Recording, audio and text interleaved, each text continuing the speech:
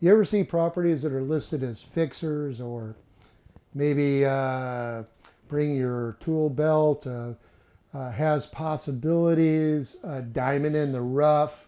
They may not necessarily say it's a fixer, but all those words that they're bringing into the listing is really indicative of, hey, this is not going to be a move-in ready home, so be prepared.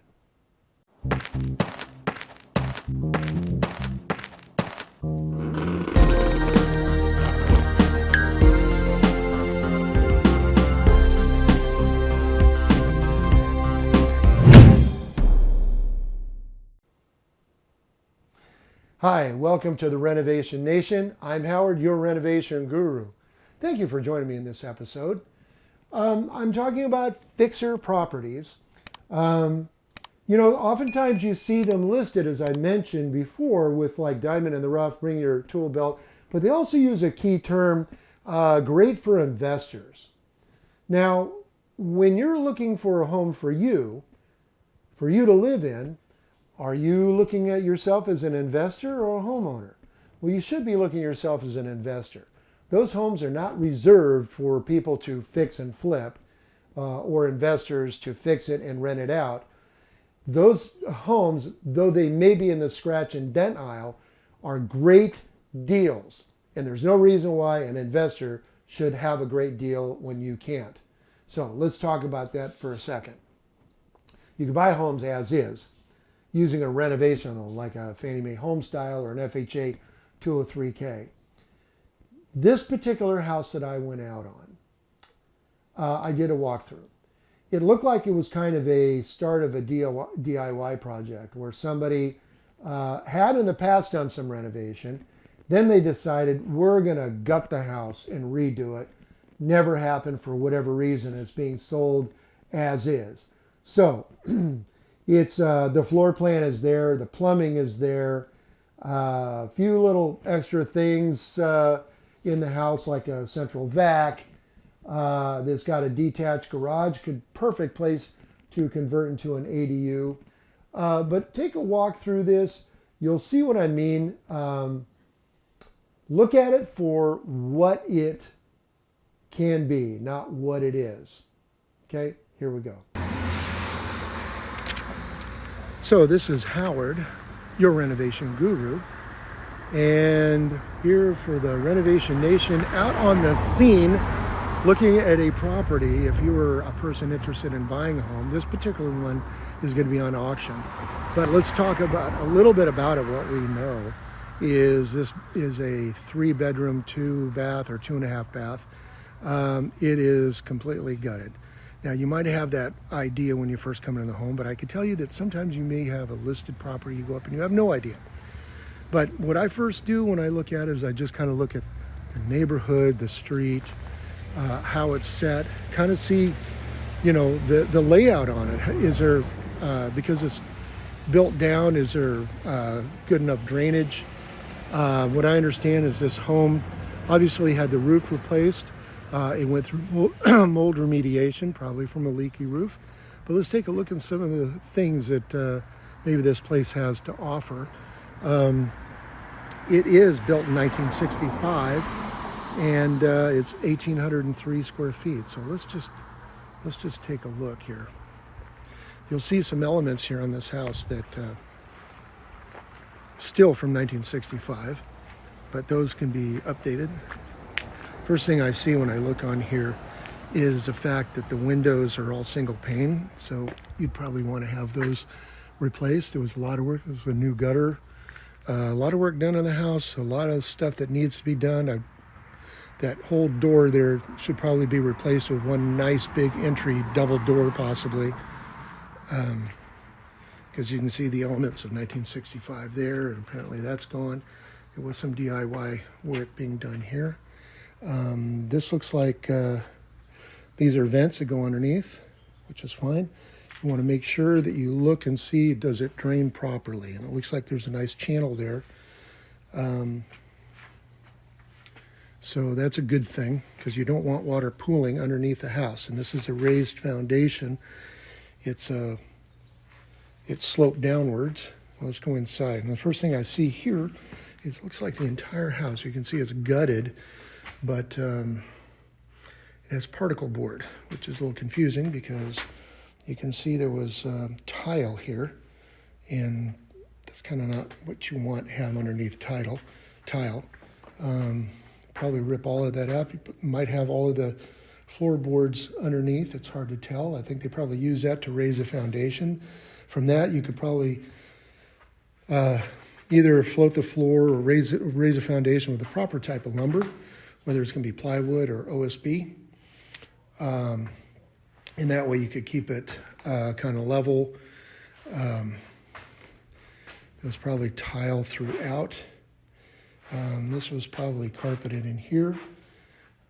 This is, when you walk in, turn left, this is a living room, and there's a 1965 fireplace right there. And if we look, you can see in the rafters, there's a lot of skylights in here that could be piped down in through the ceiling, which is kind of nice, or leave one or two open for some good lighting in the attic. There's an attic exhaust fan right there, which is good. You probably want to keep that running. This would also be a good candidate to put a whole house fan in here as well and have it work in conjunction with that exhaust fan. Matter of fact, they do make them where they're automatic, where you can set a timer or use an app on your phone. Some great stuff that they're coming out with now. Okay, so let's continue forward here. Now this room here, this appears to be some sort of a family room. I don't know if there was a pony wall there, but this would make a great bedroom, you know, kind of close this off and have an additional small little bedroom. And there's a kitchen. Let's walk in the kitchen. You'll probably open that up even a little bit more. But here's a kitchen. You can see it had a center island with a sink and plugs and everything else. That's probably where the refrigerator and stove and everything was. Let me see, there's a skylight up there, which is really nice. It probably piped right down over the stove.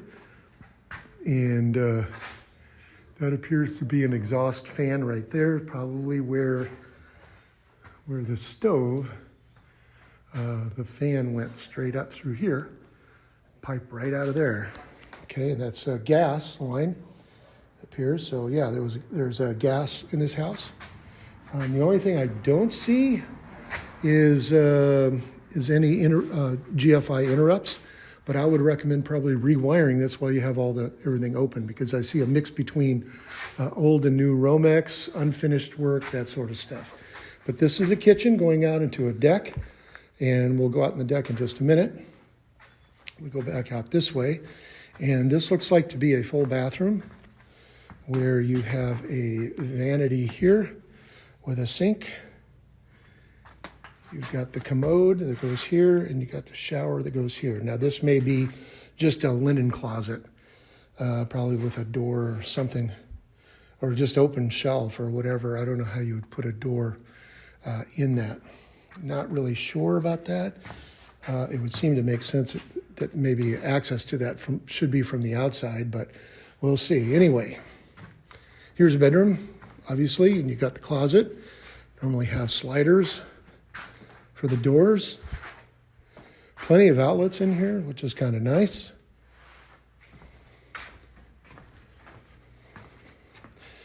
Again, particle board throughout. Okay, here's the second bedroom. Got a little turn into here, and there's the other closet. They've got outlets up there high. Maybe somebody puts like a bed right here, and you got outlets for nightstands, or you have that way, you know, you're not covering the vent or anything. Maybe you could put a desk over on the other side. You've got an outlet for there. Now this appears to have central vacuuming, but I'm not exactly sure where it all ends up. There might be a utility closet of some sort. I'm just kind of following this pipe. And you go down the hallway, and this is the entrance. There's another central vac that goes into the master bedroom. And there's a master bath. I'd probably rearrange a little bit here, because here's the vanity or the sink. There is where the toilet is. There's where the shower is. It's kind of 1965 configuration. And apparently the closet is here. So you could probably expand this, maybe utilize part of the other space where the water heater is. This is the laundry room. Okay, it's a very tight laundry room, but let's take a look. Now, there's the water heater. It's gas. Apparently that's where the toilet goes, sink.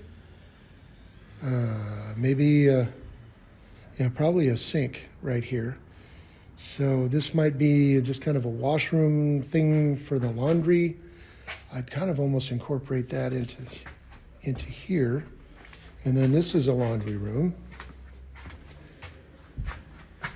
So you could probably redesign this a little bit where you can utilize more of this space for the closet and use all of this space for the laundry room.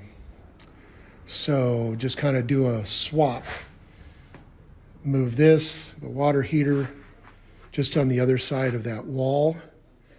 Take out this wall here and move some of the plumbing there. And so you can have a sink in here, the hot water heater just on the other side, maybe with an access door. And here is, you could put another washer. Okay, so here I see this is a central vac, and it goes down through the floor. So it must go into the garage, underground or something. Anyway, let's go outside. Okay, here's a deck. It's not Trex. It does look like painted redwood. There's a ramp there. Probably needs rails on here. I would probably replace this deck if you really want to do it right, because there are some seemingly soft spots. But again, the siding here looks new. There's the garage. That looks like the original roof. Obviously, you're going to need to kind of trim some of those trees back. My guess is, where does a central vac go? If it goes underground, must go fairly deep then into here. Let's take a look. Now, this is interesting because here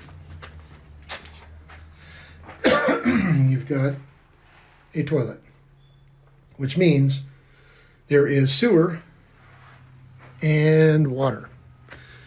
Why do I say that? You'll know in just a second. Let's go around here. It's the power there. Go in here. This is the looks like a work room. And there's a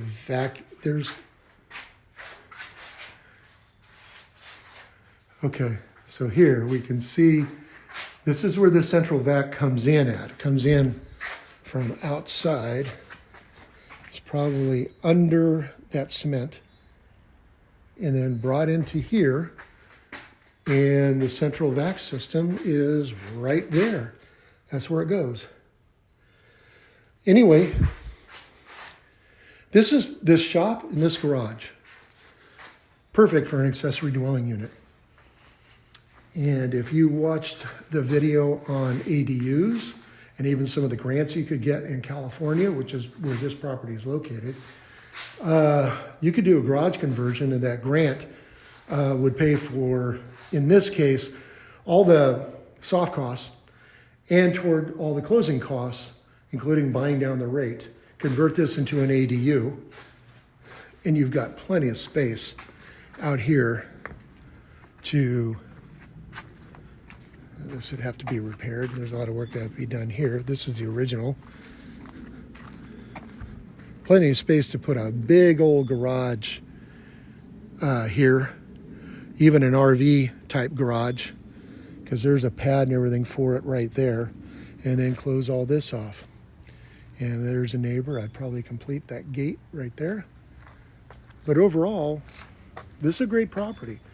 I would guess you know, to do the ADU, the complete the interior, everything right, you're probably at about $250,000 cost, maybe close to 300 if you want to add add an additional garage. But anyway, this is the initial walkthrough, some of the things I look for. Obviously, new gutters, new roof.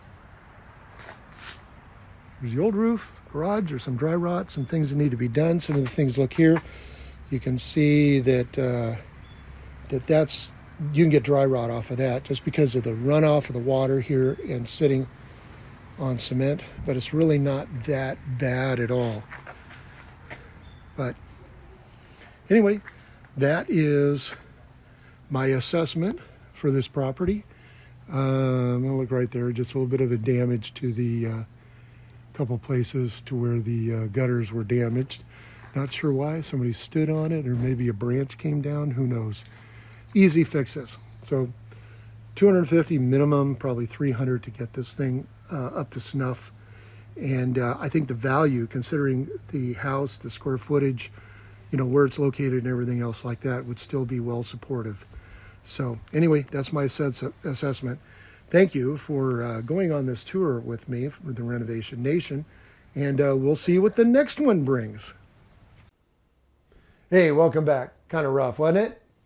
But look, with the right amount of money, the right general contractor to do the job, definitely a good deal to go in and purchase this house. And by the way, oftentimes when you purchase a house that is obviously a lot cheaper because of the condition, typically your tax basis, at least in California, is be based on the purchase price.